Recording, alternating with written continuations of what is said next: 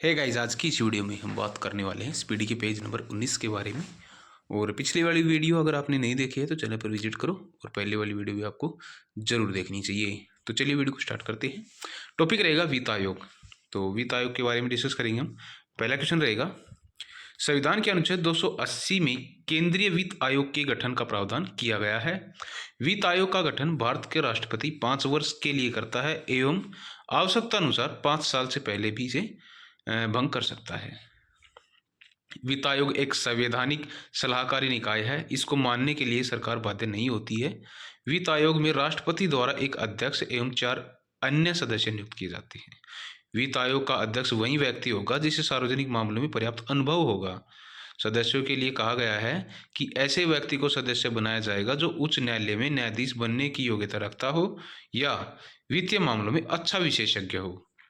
वित्त आयोग के अध्यक्ष और सदस्यों की योग्यता क्या होगी, इसको निर्धारित करने का अधिकार संसद को होता है।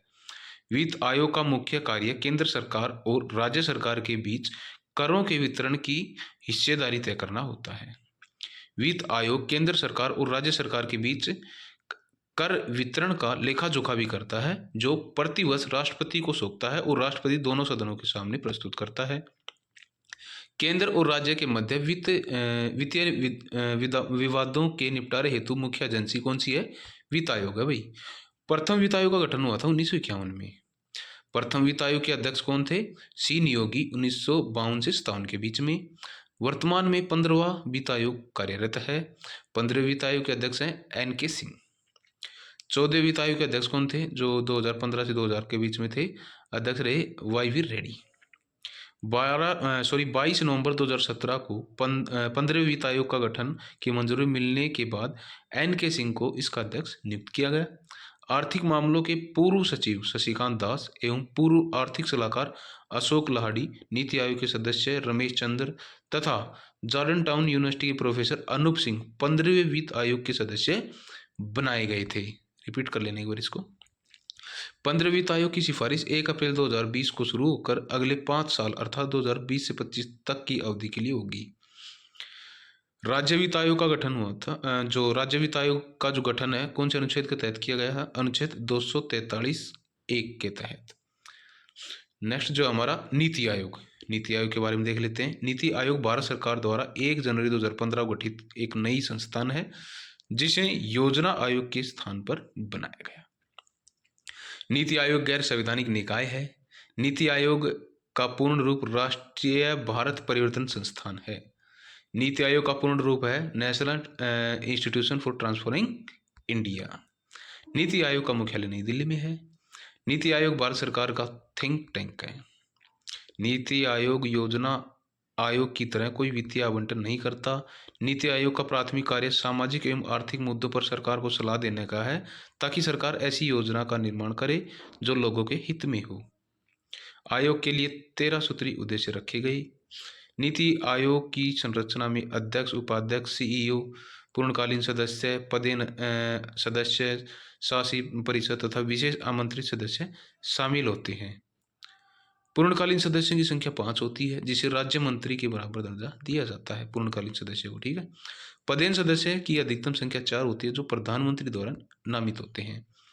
शासी परिषद गवर्निंग काउंसिल में भारत के सभी मुख्यमंत्री और केंद्र शासित प्रदेशों के राज्यपाल प्रशासनिक शामिल होते हैं। शासी परिषद। विशेष आमंत्रित सदस्य में विभिन्न क्षेत्रों के विशेषज्ञ शामिल होते हैं जिन्हें प्रधानमंत्री द्वारा नामित किया जाता है। नीति आयोग का अध्यक्ष हमारा प्रधानमंत्री जी होते हैं। नीति आयोग के वर्तमान अध्यक्ष की बात करें तो हमारे वर्तमान प्रधानमंत्री श्री नरेंद्र मोदी जी हैं। नीति आयोग के उपाध्यक्ष की नियुक्ति प्रधानमंत्री करता है। उपाध्यक्ष को कैबिनेट मंत्री का दर्जा प्राप्त होता है। सीईओ भारत सरकार के सचिव स्तर के अधिकारी होते हैं जिसे निश्चित कार्यकाल के लिए प्रधानमंत्री द्वारा नियुक्त किया जाता है। नीति आयोग के प्रथम अध्यक्ष श्री नरेंद्र मोदी जी थे। नीति आयोग के प्रथम उपाध्यक्ष की बात करें तो अरविंद पनगड़िया तथा प्रथम सीईओ सिंधु श्री खुल्लर थे। नेक्स्ट जो है, नीति आयोग के क्रियान्वयन का दायित्व केंद्र सरकार और राज्य सरकार पर होता है। योजनाओं को अंतिम स्वीकृति या अनुमोदन राष्ट्रीय विकास परिषद यानी कि एनडीसी करता है। अगला जो टॉपिक हमारा गुड्स एंड सर्विस टैक्स। विश्व में जीएसटी सर्वप्रथम फ्रांस ने 1954 में लागू हुआ था। सबसे पहले जीएसटी कहाँ लागू हुआ था? फ्रांस में। कब? 1954 में।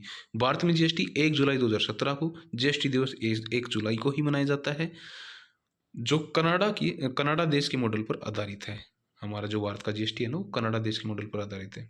जीएसटी का पूर्ण जो रूप है गुड्स एंड सर्विस टैक्स है, वस्तु एवं सेवा कर। जीएसटी के लिए 122वां संविधान संशोधन 2016 में संसद में लाया गया था। जीएसटी विधेयक के पक्ष में कुल 336 वोट तथा विपक्ष में 11 वोट डाले गए थे।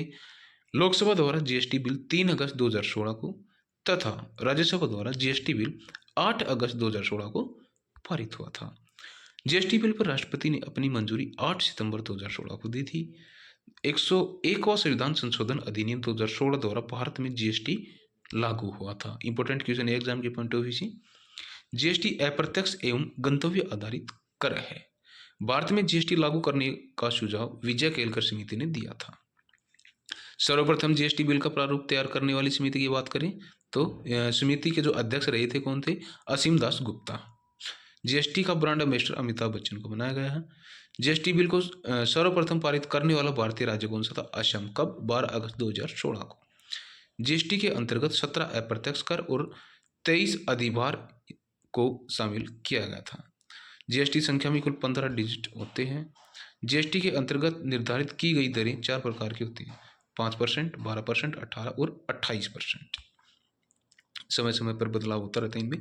जीएसटी परिषद जो अध्यक्ष वित्त मंत्री की स्थापना 12 सितंबर 2016 को की गई थी। संविधान के अनुच्छेद 279A के तहत जीएसटी परिषद का गठन किया गया। कौन से अनुच्छेद के तहत? 279A के तहत जीएसटी परिषद का गठन किया गया था। जीएसटी परिषद मुख्यालय दिल्ली में है। सम्मिलित सदस्यों की कुल संख्या कितनी? अभी 33 सदस्य हैं इसमें जीएसटी परिषद में। जीएसटी को 3 भागों में बांटा गया: सीजीएसटी, एसजीएसटी और आईजीएसटी। एसजीएसटी राज्य सरकार लगाती है और सीजीएसटी केंद्र सरकार। बल्कि आईजीएसटी का पूर्ण रूप है integrated goods and service tax. शराब, पेट्रोलियम वस्तुएं, शिक्षा और स्वास्थ्य सेवाओं को जीएसटी से बाहर रखा गया है। जीएसटी चोरी करने वालों पर 5 वर्ष के लिए कारावास का प्रावधान भी किया गया है। राज्यों को जीएसटी से होने वाले नुकसान की भरपाई केंद्र द्वारा 5 वर्ष तक की जाएगी। जो राज्यों को जीएसटी से होने वाले नुकसान की जो भरपाई है केंद्र द्वारा 5 वर्ष तक की जाएगी। भारत जीएसटी लागू करने वाला कौन सा देश बना? 161वां। तो थैंक यू फ्रेंड्स, आज की छोटी सी वीडियो आपको कैसी लगी कमेंट बॉक्स में ज़रूर अपना फीडबैक देना, और ऐसी वीडियो हम इस चैनल पर डालते रहेंगे। तो अपना जो है सपोर्ट बनाए रखना, और कुछ भी अगर आपको फीडबैक देना हो कमेंट बॉक्स में ज़रूर रिप्लाई देना, और वीडियो को लाइक शेयर ज़रूर करना।